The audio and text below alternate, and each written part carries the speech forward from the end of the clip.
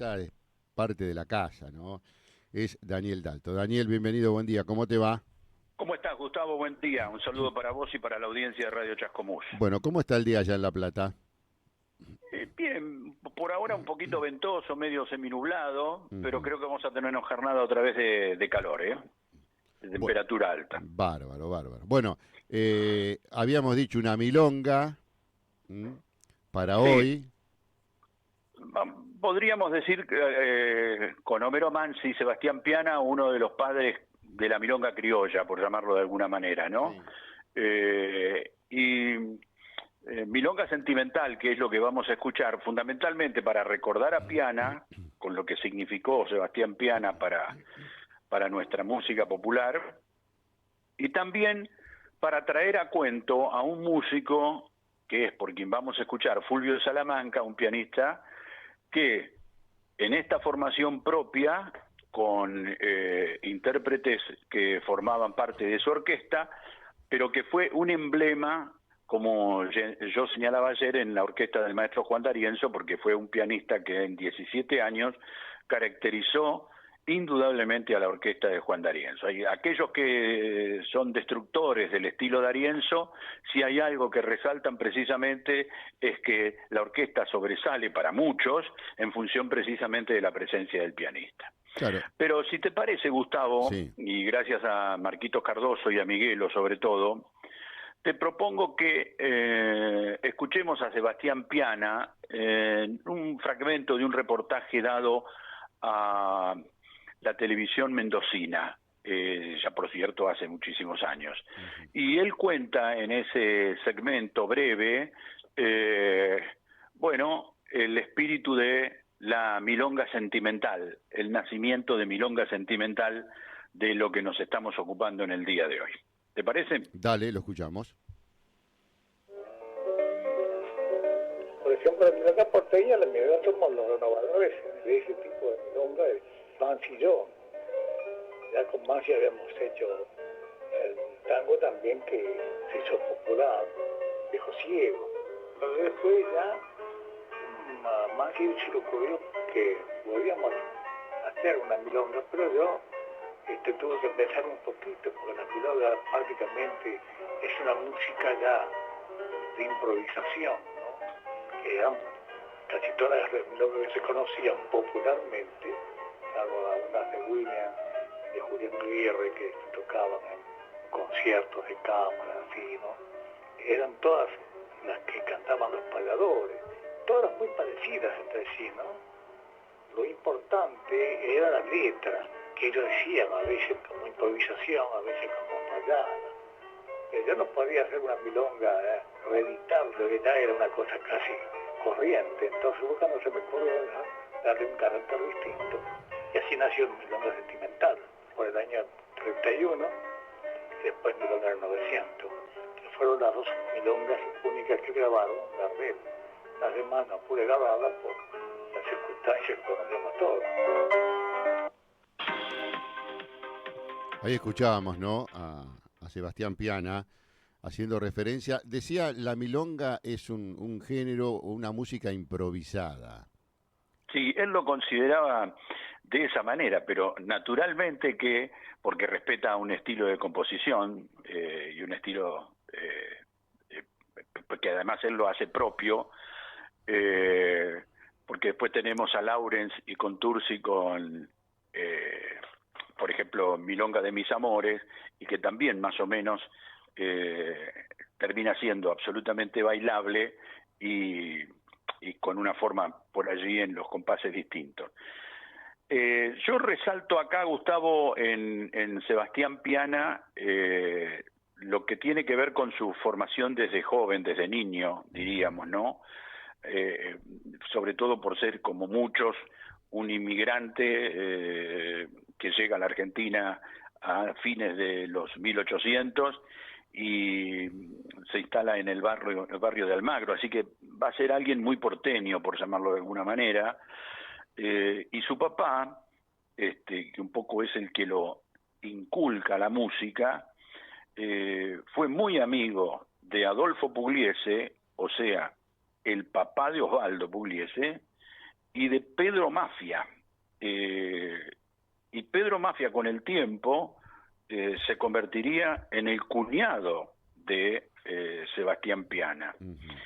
Hay una particularidad en esta asociación de Piana con Homero Mansi, y que tiene que ver cuando en 1929 escribe un tango que se llama Milonga Clásica, con ritmo de tango, para orquesta, que lo hace con Cátulo Castillo, el hijo de José González Castillo, que no va a ser otro que el que lo impulsa a escribir.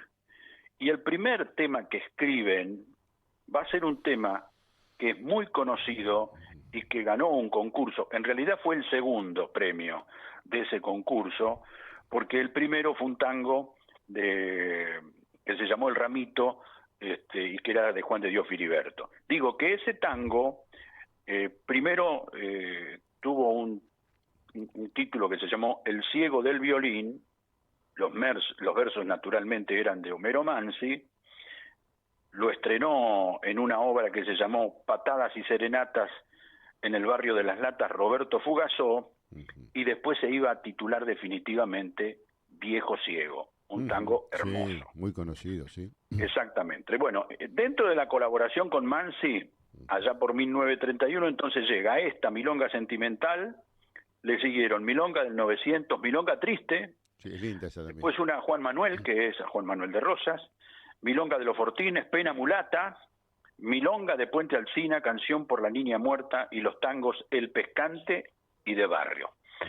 Si te parece, Gustavo, traemos a cuento entonces en esta mañana Milonga Sentimental, esta milonga de Sebastián Piana y Homero Mansi, en la orquesta de Fulvio Salamanca, con dos intérpretes de los que después te cuento algo muy brevemente: Armando Guerrico y Mario Luna. Si te parece, y Miguelo lo dispone, escuchamos y disfrutamos Milonga Sentimental por la orquesta de Fulvio Salamanca. Dale.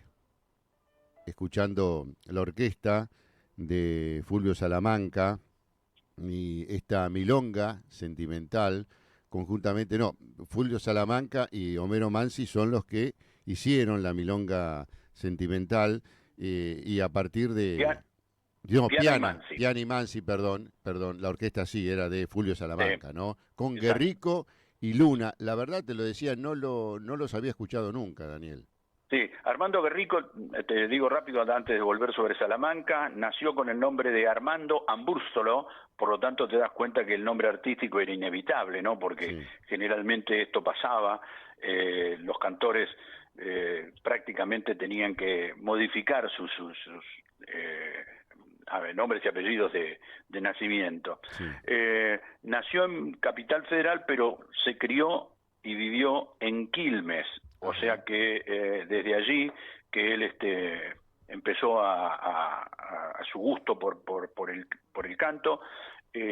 Como no son tan escuchados, por ahí yo lo dejo a consideración de la audiencia, de cada uno, pero a veces es injusto porque lo popular no termina convirtiéndolos o en ídolos o en reconocidos, pero en el ambiente tanguero sí eran personas que se sabían perfectamente de sus cualidades. Y acá lo podemos escuchar en esta grabación que nosotros acabamos de poner gracias a Miguelo en esta Milonga Sentimental.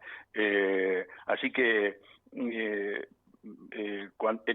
este contexto, y él tuvo hasta una prueba con la orquesta de Ricardo Tanturi, Guerrico me refiero, porque allá por el año 46, cuando deja Enrique Campos, Guerrico pasa a la orquesta de Tanturi y interpretó durante un tiempo en las pruebas esos tangos de Enrique Campos, pero bueno, terminó rechazando, dicen, esa oferta, cosa que resultó curiosa, porque a Tanturi le pareció que imitaba directamente al cantor uruguayo Enrique Campos. Así que toda una curiosidad. Él se incorporó en 1957, finales del 57, a la orquesta de Fulvio Salamanca. Murió grande, tenía 91 años. Y Mario Luna, que también nació con el nombre de Mario Roberto de Filippo, murió en el 2004 y bueno, comenzó con un cuarteto de época que era conocido por sus distintas interpretaciones, y recién llega en el 58, tiempo después que Rico, a la orquesta de Fulvio Salamanca. Y 6 años fue vocalista de la orquesta de Ricardo Pedevilla, después de haber estado un tiempito corto con el que no grabó Miguel Caló. Así que compartió además durante un tiempo el escenario en presentaciones con alguien que nosotros ya hemos estado recordando no hace mucho tiempo, que fue Osvaldo Ribó. Y ya más centrado en el tiempo, en televisión pudo actuar en Canal 11, acompañado por la guitarra de Roberto Grela, y en aquel programa que existía en Canal 13 y que conducía Mateico, Feria, Color y Alegría. Así que tenía allí una buena voz, una buena afinación, pero que, bueno, vuelvo a repetirte, para el contexto general son casi ilustres desconocidos. Y quiero cerrar este encuentro hablando del pianista que, como bien se nota en el arranque propio del tema, en el propio arranque de la milonga, y independientemente de los acordes a los que Sebastián Piana se aferró cuando la creó, Fulvio Salamanca para muchos ha sido el gran pianista del tango. Y esto, por supuesto, lo que yo estoy diciendo termina siendo casi como sumamente discutible, porque tenemos los nombres de Salgán, de Di Sarli, del propio Osvaldo Pugliese, del que Pugliese mismo mencionaba a Salamanca como un gran pianista.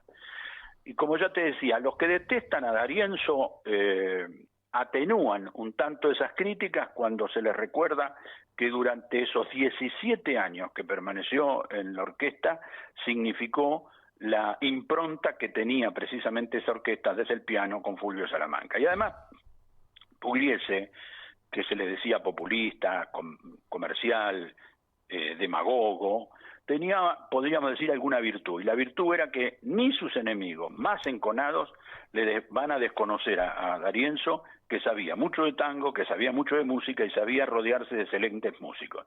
Y justamente Fulvio Salamanca fue uno de ellos. Hay una cuestión que tiene que ver con su vida personal. Fue un activista militante del Partido Comunista.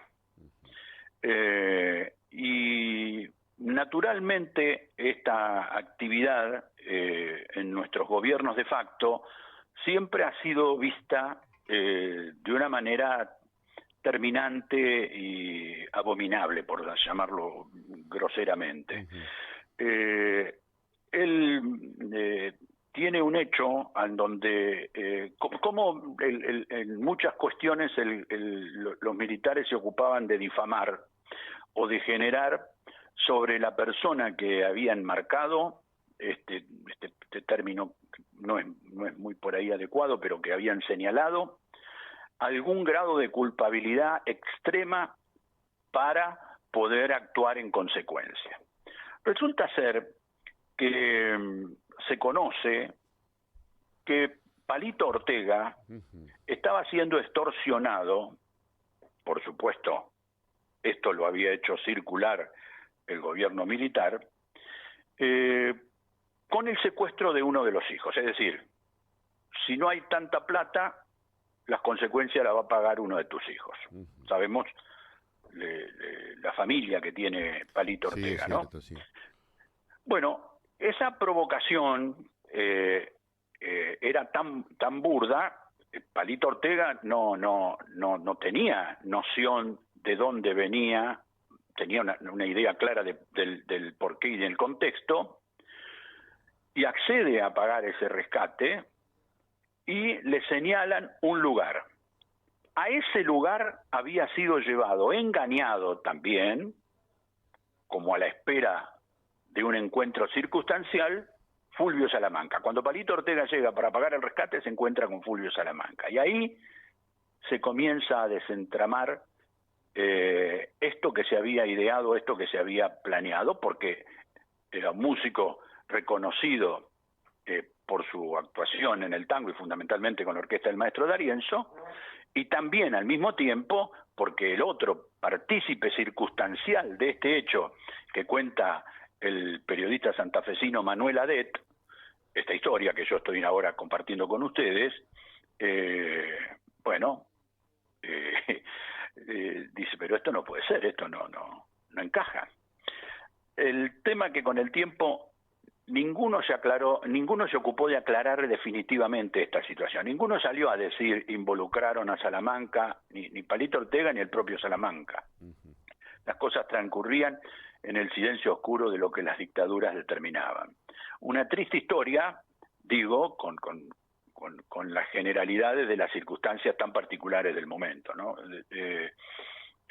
Me resultó sumamente curiosa y por eso la comparto en virtud de lo que el colega Manuel Adet escribe en su página específica sobre Fulvio Salamanca. Así que he querido traer a cuento esta historia de milonga sentimental con actores en lo que significa partícipes de una creación que causó y sigue perdurando en el tiempo como las milongas, Sebastián Piana y Homero Mansi, y después la orquesta con las particularidades, sobre todo por los conocimientos musicales y por lo que como autor y compositor y arreglador significó Fulvio Salamanca. Y dos cantores casi desconocidos en el acervo de la música popular, pero que con su afinación y con su buena entonación hicieron unas muy buenas grabaciones en la orquesta de Fulvio Salamanca. Bueno, la verdad siempre hay pequeñas historias, ¿no? Que uno va descubriendo y que, como la que contaste recién, la verdad no tiene una explicación, ¿no? Lo de Palito Ortega, encontrarse con Fulvio Salamanca, el tema del rescate y todo lo demás, ¿no? Sí, dice Manuel Adet en su crónica, en su narración, como un reproche, yo diría, a Palito Ortega, lo siento así, ¿no? Porque ni siquiera dice Palito Ortega, en esos días utiliza una expresión muy popular, decidió meter el violín en bolsa y inició rápidamente una gira por Europa, como escabulléndose, como escapándole, o como teniendo que circunstancialmente, entre comillas, digo yo, exiliarse, atento a lo que probablemente estaba atravesando su familia.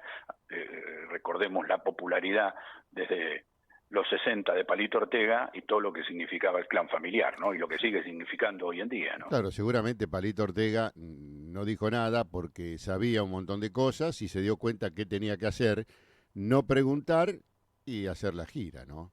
Sí, y además porque, bueno, Fulvio Salamanca, reconocido como un hombre decente y honorable, que se suponía, según las crónicas, no iba a estar involucrado directamente en este hecho, que había sido armado para castigar a Salamanca, por parte de la dictadura, ¿no? Es decir, una de las situaciones tan confusas que nos va regalando la historia y que en este caso está asociada a esta narración que yo vengo a cuento, gracias y merced a la crónica detallada de Manuel Adet. Bueno, ¿algo más, Daniel, para ir cerrando? No, Salamanca falleció el 25 de mayo de 1999 y yo creo, y vuelvo a resaltarlo, Gustavo, en el contexto general, la presencia de un gran músico, de un gran pianista, y que dejó páginas inmortales en lo que concierne a la grabación, fundamentalmente con la orquesta del maestro D'Arienzo en esos 17 años que estuvo, que creo que llegó a casi 380, 390 grabaciones, muchísimo, es un montón. Un músico más que respetable. Dani, nos reencontramos mañana.